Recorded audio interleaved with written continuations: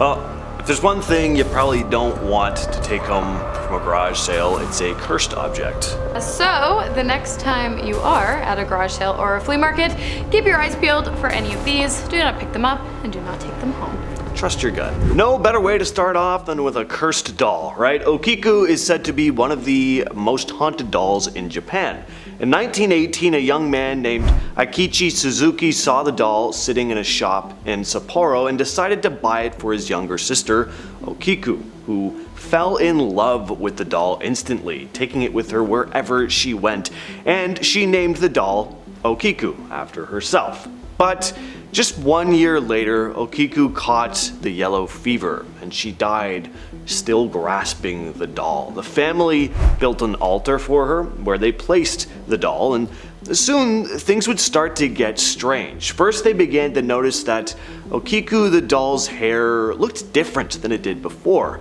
It looked like it had grown, and the hair that had been all neat and tidy now had split ends. On top of that, strange things would happen throughout the house. Lights would flicker, they'd hear loud bangs and whispers, especially close to important dates like Okiku's birthday or the anniversary of her death. In 1938, the family moved to a different district, but they didn't take the doll with them, believing that it was important for it to remain close to their daughter's resting place. So they gifted the doll to a local temple where it still remains to this day, and that hair is still said to grow and gets regular trimmings. Next up, we have the Iceman, which, cursed aside, you most likely wouldn't want in your home anyways, because it's literally the mummified remains of a 5,000-year-old man that were found in the Alps in 1991 and are believed to have caused the death of all those involved in its extraction. In the 13 years that followed the discovery and removal of the man perfectly preserved in ice, who had likely died after being hit in the back of the head with an arrow from a remote area in the mountains, one by one, all of the people involved in the discovery died. I guess they should have let the sleeping Iceman lie. One of the researchers involved in the discovery, Hen, was killed in a car crash on his way to give a speech about the artifact, and another, Fritz, an experienced climber, died shortly after in an avalanche. He was the only member of his climbing party to be struck. In the years that followed, the other researchers died of brain tumors, complications from multiple sclerosis, freezing to death in a freak blizzard, and a blood disorder.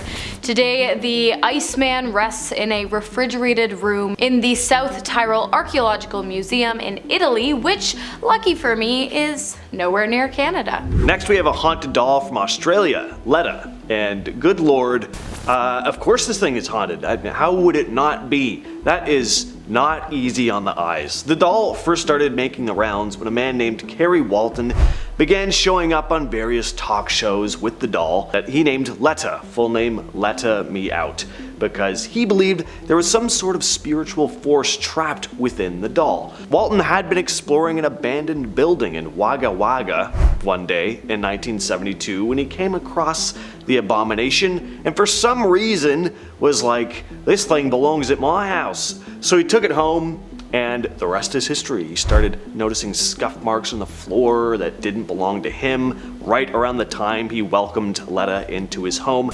He'd even noticed the doll move slightly on its own right in front of him. Other people would claim to feel this uncomfortable unease around Letta. There are even stories about the doll causing people to faint. Next up, a lot of dolls on this list. We've got the real life Annabelle. If you're not sure what I mean by that, Annabelle is a horror movie about a haunted doll named Annabelle, who is directly based off a real life haunted doll also named Annabelle.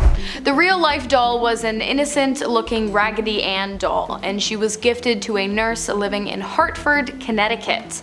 After receiving the doll, she and her roommate, a fellow nurse, began noticing incredibly strange occurrences around their home. The doll would mysteriously appear and disappear from rooms around the house and uncross and cross her legs when no one was looking. And then, one day, the nurses came home to find "Help Me" written on a piece of parchment paper paper and crayons scattered across the floor. And soon after, they witnessed Annabelle moving firsthand right in front of their eyes, lifting her arms up at the dining room table. They then took the doll to a medium who believed that it was inhabited by the spirit of a young, harmless woman. But shortly after that, one of the nurse's fiancés visited their home.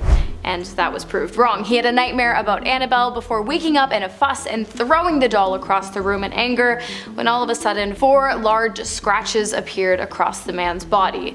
The women then took the doll to a priest who instructed them to seek the assistance of paranormal experts Ed and Lorraine Warren, who believed the doll to be possessed by a demon. Annabelle was then taken from the nurse's home in the pair's car. They actually had a car crash on the way to bring it to the Occult Museum in Connecticut, where it now resides in a sealed box. A cursed jewelry box. Don't hear about that every day. Apparently this jewelry box has the spirit of an old school bus driver named Wendy trapped inside it, and if that sounds enticing to you, then good news, because it's currently up for auction on eBay. In the description, the seller Amanda gives a lot of detail about the box, where she got it, and how she discovered that it was haunted. So Amanda had stumbled on the box at an estate sale and was just drawn to it for some reason. She bought it and then did an investigation. She started receiving messages through EVP and a spirit box. The words Wendy, school, happy, love, and peace came through.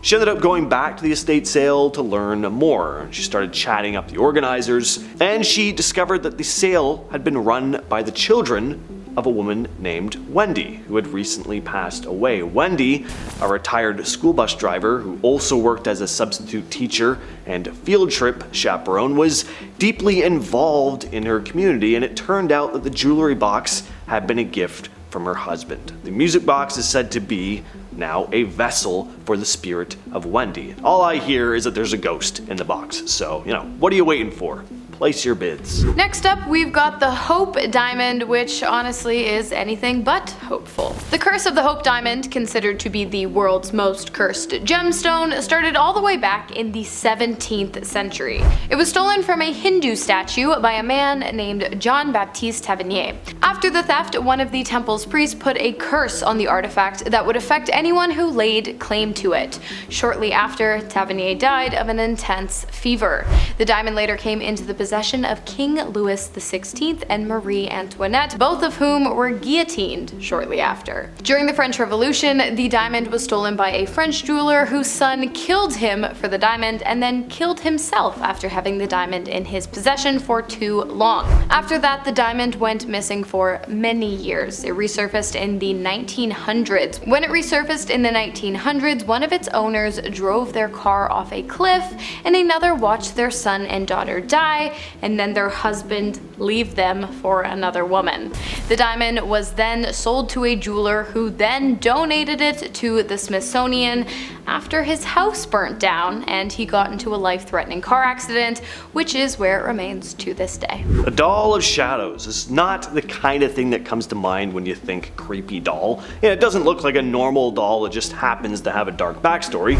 This thing is right out of a nightmare. In fact, it even has real human bones built into it and a human tooth. Not only does it look terrifying though, it's said to make terrifying things happen.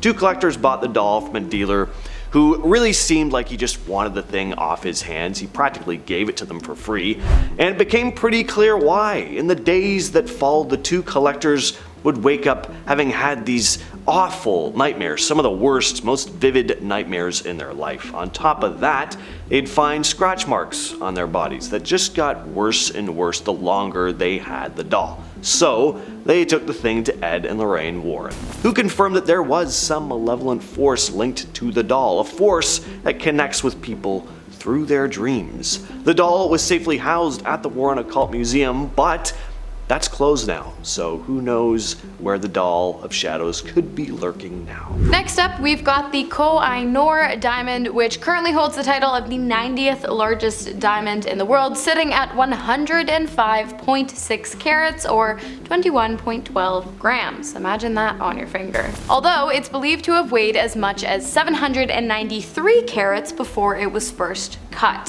While its origins are disputed and ultimately unknown, what is known is that prior to reaching England at a weight of 186 carats, the diamond made its way through Europe, causing the death of any man who dared to don the jewel. One owner was killed while in Iran, another was imprisoned, and another watched 3 of his brothers die. Somehow, however, women didn't seem to be affected by the stone, and so by the time it had reached the UK, it was believed that the curse only affected the men who wore it, a belief which the Brits took very seriously.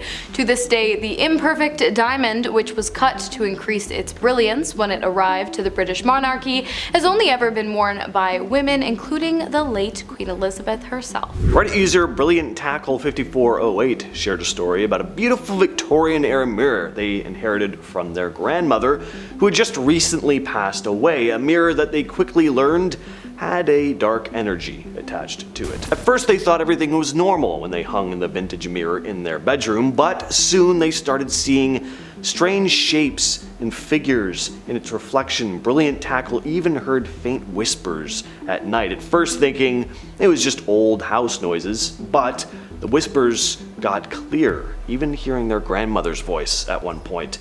And one night they were organizing some old family photos and glanced at the mirror, and there in the reflection was their grandmother standing right behind them, her eyes empty and hollow, her grin stretched impossibly wide. They moved the mirror to the basement immediately, hoping to stop the disturbances, but the whispers would persist. And finally, we have the La Peregrina Pearl, which is beautiful, but unfortunately out of my price range.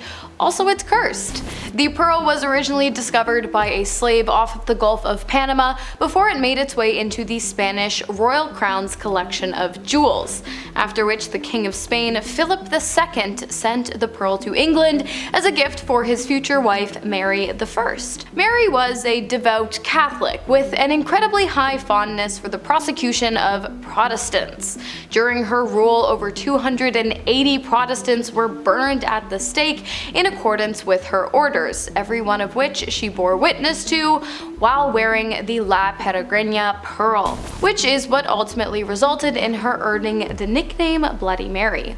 When she died at the age of 42, the pearl was returned to Spain, where it made its way through various members of the Spanish royal family, leaving behind a wake of misfortune. Husbands and wives committing adultery with members of their own families, killings, and mysterious illnesses were common afflictions among those who possessed the pearl, which now is under private, undisclosed ownership. Well, I, for one, am going straight to eBay after this. I'm getting that jewelry box. I'm gonna find every other haunted item I can, and I'm gonna try and gather up all the stories I can. It makes you a little bit weary about buying jewelry secondhand. Or anything secondhand for that matter. And we got dolls on this list, jewelry box. It was a lot of dolls. Yeah. I would say like avoid like boxes, jewelry, dolls. Mirrors. Mirrors, that's a good one. Seems to be a lot of haunted mirrors for some reason. Other than that, you should be fine. Yeah. If you have ever owned a cursed or haunted object, let us know your experience down below. I've been your host, Hannah Thompson. I've been your host, James. See you next time. Bye.